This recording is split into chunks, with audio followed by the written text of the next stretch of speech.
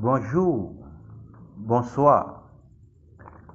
Je vais parler de la deuxième partie du thème la dualité nord-sud en Haïti, héritage colonial et disparité jusqu'à l'occupation américaine d'Haïti de 1934.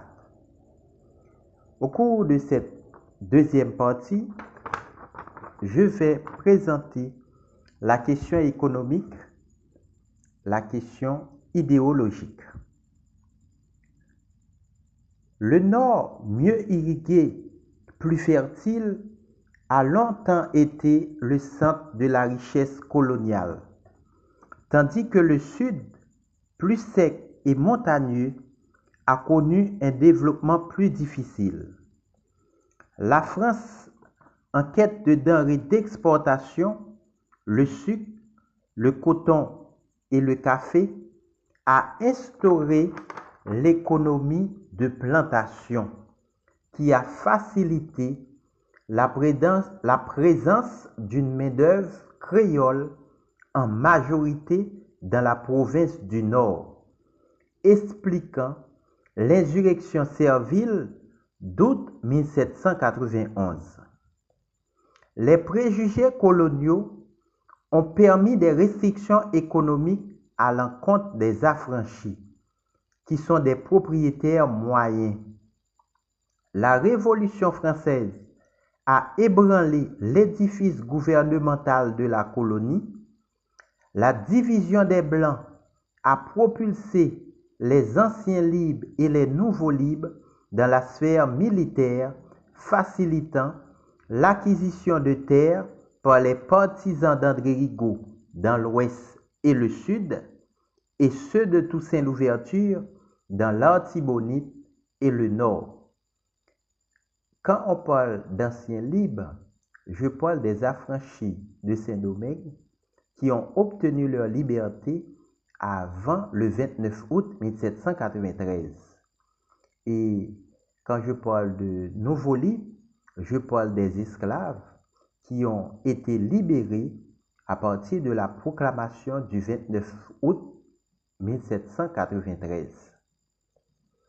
Dès l'époque coloniale, le partage territorial a déjà eu lieu pour les aristocraties noires et mulattes de Saint-Domingue, annonçant leur régionalisme après l'indépendance.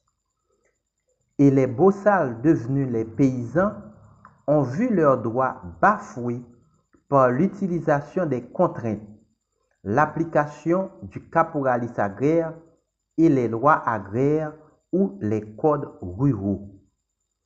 De la colonie d'exploitation à un espace de peuplement, les deux aristocraties rivales ont appris qu'il ne suffisait pas de produire, il faut aussi vendre. L'intermédiaire, le négociant conciliataire qui a fait se rencontrer l'offre et la demande, a émergé comme pivot d'un système économique mondial où il a été le vrai gagnant, étant détenteur des capitaux, des moyens de transport et des débouchés. De plus, la dette de l'indépendance du 19e siècle a maintenu Haïti dans un isolement en la privant de capitaux indispensables pour sa révolution industrielle. La lutte pour le pouvoir politique en vue du partage des richesses entre les deux aristocraties n'a pas créé une bourgeoisie nationale. À la fin du 19e siècle, l'impérialisme occidental a greffé une nouvelle composante sociale à la structure haïtienne, les Syro-Libanais ou encore appelés les Levantins, sans porter préjudice à la double dépendance commerciale et financière vis-à-vis de la France qui a maintenu la fuite des capitaux. En dépit de leur volonté de se substituer à la prépondérance française en conservant la dépendance alimentaire, les Américains ont appris aux élites haïtiennes en 1926 que leur trop grande propension à l'importation, du fait de leurs liens sentimentaux avec la France, a déséquilibré les comptes du pays et l'a fait prisonnier encore du franc français. De plus, les Américains ont encouragé la migration externe de la paysannerie haïtienne et les étudiants en agriculture ont été les pionniers en 1929 à se soulever par des manifs contre l'occupation américaine d'Haïti de 1915-1934. À cette faillite, source de désespérance nationale, pour se défendre dans les années 1930, un discours nationaliste qui a détourné le ressentiment vers la pieuvre américaine. Les Américains ont appliqué la même stratégie que les Européens. Ils sont partis par la porte et sont revenus par les fenêtres grâce à l'arme économique. La question idéologique. L'expression la perle des Antilles fait référence à la richesse coloniale.